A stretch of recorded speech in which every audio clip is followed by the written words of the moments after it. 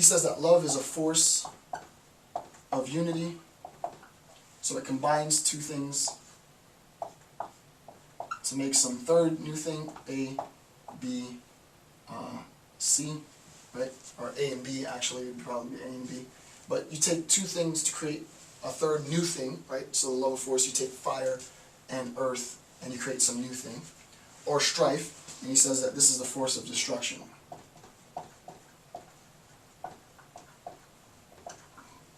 And I have this thing A, and I can decompose this thing A into simpler parts. And then I can add to create new things. So you can see that we have, according to Empedocles, this new interpretation of how to describe reality, not in terms of there only being one thing, but in terms of there being four essential things, and the combination or destruction of those four things accounts for the existence of everything. Far more complicated than a monistic interpretation. All right, the next pluralist, number 9, is Anaxagoras. Anaxagoras, and he believed, Anaxagoras is a bit more complicated, right? He believed that all things are in proportion to other things, right? So that there's a relationship. Existence is a relationship, a tacit relationship, very nondescript relationship between things, right? So existence emerges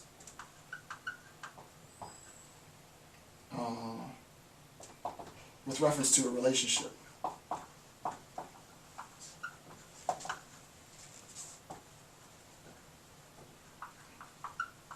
Right? Existence emerges with reference to relationship, right? We come to know of the existence of things because I am in this perpetual flux, this sort of given existence between myself and the external world, and so on and so forth. Obviously this gets adapted later because then people start arguing that there is no external world and blah blah blah. But all of this idea actually goes back to Anaxagoras. And Anaxagoras introduces two new sort of novel pioneering ideas. The first is nous, and nous means mind, right? Nous means mind. Descartes goes crazy on this idea of mind, right?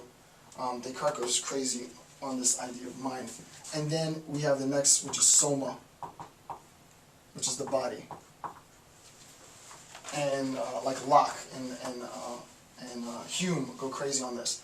You can see that this is Anaxagoras is sort of the preliminary scholar necessary for the rationalist empiricist distinction, right? The mind-body distinction, right? So that the mind-body distinction goes back to, people usually think the mind-body distinction begins with Descartes, and that's incorrect. The mind-body distinction probably begins with a scholar before even Anaxagoras, but as far as historical records, it goes back to Anaxagoras, right? Anaxagoras looks at the world and he recognizes that there are mental things, mental faculties, which are intangible, unquantifiable, subjective, and that there are physical things which are quantifiable, tangible, objective. And he makes the distinction between nous and soma. Nous being mind, soma being body.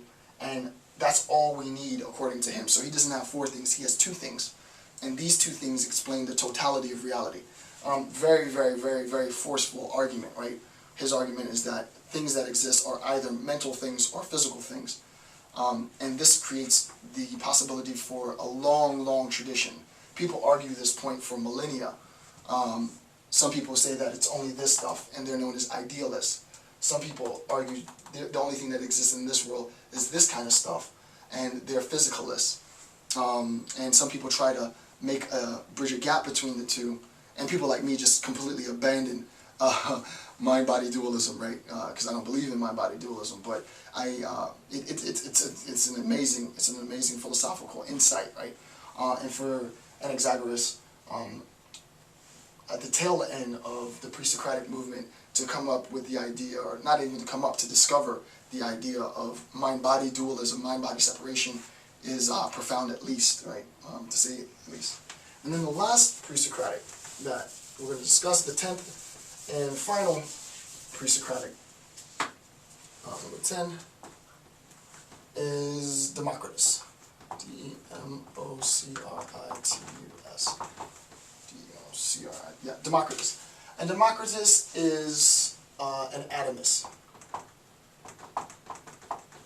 Technically, he's a pluralist as well. Specifically, however, he's an atomist. Obviously, again, after Parmenides and Zeno critiqued monism, all three of, and there are more Presocratics, but these are the three that I wanted to pick out. Empedocles, Anaxagoras, and Democritus are offering accounts of multiple starting points from sort of seminal existence, right?